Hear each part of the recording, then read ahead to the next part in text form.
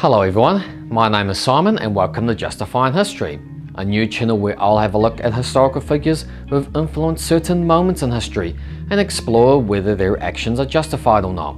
I'll be giving you an overview of the event and I'll have a discussion for both arguments. In saying that, it'll be up to you on which argument has more justification. So without further ado, the first topic I'll speak on is about King George V, a British monarch who would make a decision that would eventually lead to the deaths of the Emperor of Russia, Tsar Nicholas II, and his entire family at the hands of the Bolsheviks. Which leads us to the question of today's topic: was King George V's decision to not save Tsar Nicholas II and his family justified?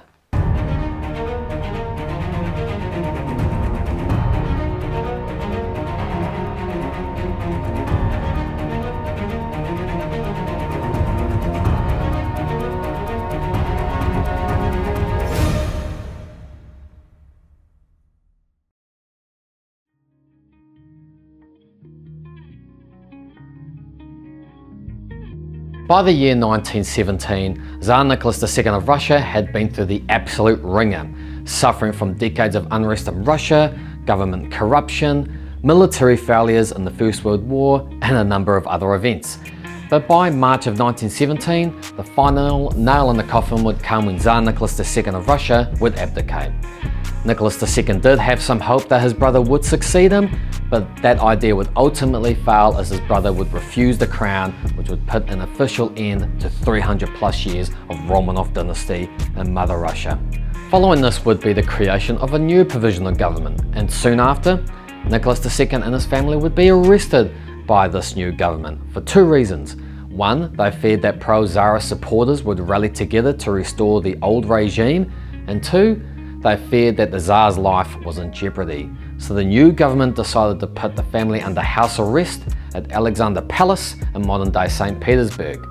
The new government was now trying to figure out exactly where to exile the family permanently, and there was a few options from nations such as France, Denmark, Italy, and a few others. The family would soon discover that those nations either couldn't have them or didn't want a bar of them because of their reputation. So the most obvious nation was the United Kingdom, when Nicholas II's royal cousin, King George V, reigned. At first it seemed fairly positive King George V would accept his cousin's family into the country. There were even several evacuation proposals that the British intelligence had prepared. But after some pressure from the British government and his own secretary, King George V had to unfortunately withdraw the offer of asylum. For the better part of a year, the family was being transferred from town to town, but that would finally come to an end in April of 1918 when they were moved to Yekaterinburg, which is a town controlled by the Communists, aka the Bolsheviks. By this time they had taken control of the country after overthrowing the provisional government in the October Revolution. Now moving forward to July of 1918, the family would be taken to a basement in the early hours of the morning and brutally murdered by a group of Bolsheviks. The parents had quick deaths, the children and the servants had agonizing ones, essentially being bayoneted to death. It wasn't until 1998, exactly 80 years after their murders, that their bodies were found and a national ceremony was carried out for the old imperial family. In the words of the former Russian President Boris Yeltsin, he said, "Today is a historic day for Russia. For many years we've kept quiet about this monstrous crime, but the truth has to be spoken."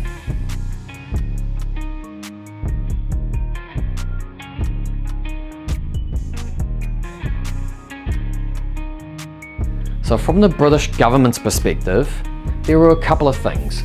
Firstly, the war with the Central Powers was seen as #1 priority over the safety of the Romanov family. This because the new Bolshevik government in Russia was in communication with the Germans for an armistice. And for the British, this is a major problem, as an armistice means withdraw from the war. So the government's goal was to make sure that the Russians stayed in the war for the sake of the Allies. A withdrawal of this magnitude would be massive, seeing all of the German soldiers shift from the Eastern Front in Russia to the Western Front in France. For a bit of context, we're talking approximately 1 million German soldiers that would be transferred to the Western Front. Unfortunately for the Allies, this hypothetical outcome would actually become a reality at the beginning of 1918, as they would be unsuccessful in stopping the Russian withdrawal from the war. Secondly, Tsar Nicholas II wasn't really held in high regard, as he had a fairly bad reputation amongst Western governments for numerous reasons. He did little to improve awful working conditions, he was disliked by practically all classes, there was bloodshed during riots which he did nothing in response to, and the list goes on and on. These reasons were something that did not go down well with the Westerners, as you could probably imagine. From the Crown's perspective, the Romanovs' presence could provoke an uprising from radical left-wing supporters and the working class because of their sympathy for the communist cause. King George feared that a potential uprising of this magnitude could be very similar to the uprising that the Irish carried out against the British in 1916, which was labelled as the Easter Rising. Then lastly, we have Alexandra, the wife of Nicholas II, who is ethnically German. Why is this a problem? Well, if King George V allowed asylum for the Russian family into Britain, there was fear of George V not only losing support from his subjects, but even losing his own crown, as there was a lot of anti-German sentiment in the homeland at that time. Now, this wasn't entirely an unrealistic thought, as the royal landscape of Europe was deteriorating before everyone's eyes. The German, Russian, Ottoman and Austro-Hungarian empires had all collapsed by the end of the war. So what's to say the British wouldn't be part of that trend? It was only back in July of 1917 that King George changed the royal household name from Saxe-Coburg and Gotha to the more Anglican name of Windsor, specifically because the old name had German lineage. So with all of this anti-German sentiment going around, bringing the wife of Nicholas II to Britain wouldn't be ideal.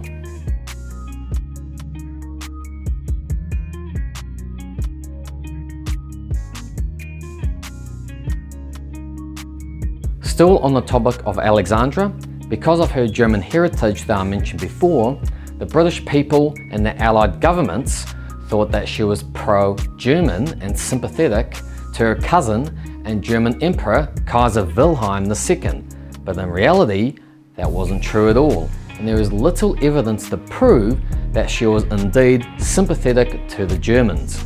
The problem was, by the time of Tsar Nicholas II's abdication, there were widespread reports from the press that she was a German spy, and this was due to propaganda that spread across Europe. So unfortunately, the false belief of Alexandra's sympathy towards the Germans quite possibly affected her family's entrance into Great Britain and their long-term safety. Another factor worth mentioning is the advice given to King George by his own secretary, Lord Stamfordham, as he was the prominent influence in his decision to deny asylum for the family.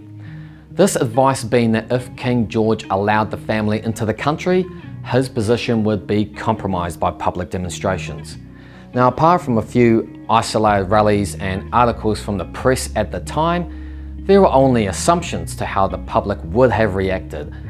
I think it's a realistic view to think there would have been protests, but to what extent?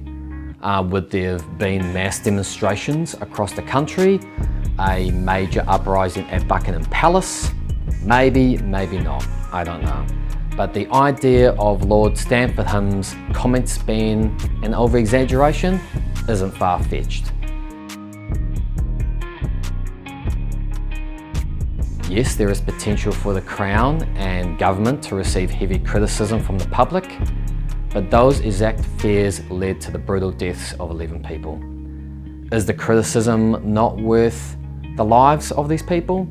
4 beautiful daughters, a very ill young boy, and 4 of their servants, who would face the worst of deaths.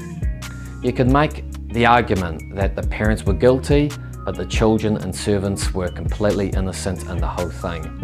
No mercy was shown by the Bolsheviks, getting shot, stabbed multiple times by bayonets, getting thrown into a hole in the ground, tipping acid on their bodies and burying their remains.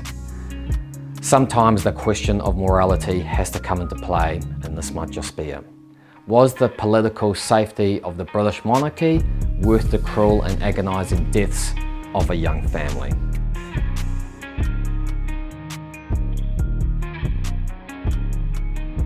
There is one other aspect I want to bring up, and that's the Romanovs' potential to seek asylum with European countries. Now, trying to figure out whether this is justified or not is a tough one for me, so I will leave it up to you on what your opinion of it is. But from the records that I've read, bottom line, asylum with any other nation besides Great Britain was quite unrealistic. The French didn't accept because of their disapproval towards the Tsar and his wife.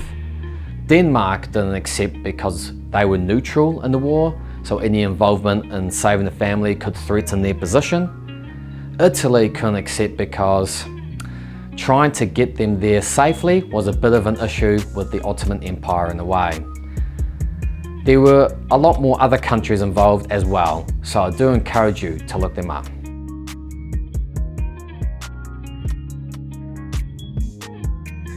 Well, there you go. On one side, we have the argument that the British government was focused on the war and had their own concerns about Russian withdrawal. King George V was also concerned about the existence of his own monarchy due to the reputation of Alexandria and sympathisers of the communist cause. Whereas the argument against that is the Crown's reputation may not have been that affected as they had imagined. Then there is the moral question again. Are the lives not worth it just for some public disapproval? It's something you could keep going back and forth. Also, if there are any other factors to this debate that you can think of that I've missed, please put it in the comments below. In the end of the day, a lot of this is subjective. You'll have your opinion, others will have their opinion, and that's what makes this topic interesting. So until next time, catch you later.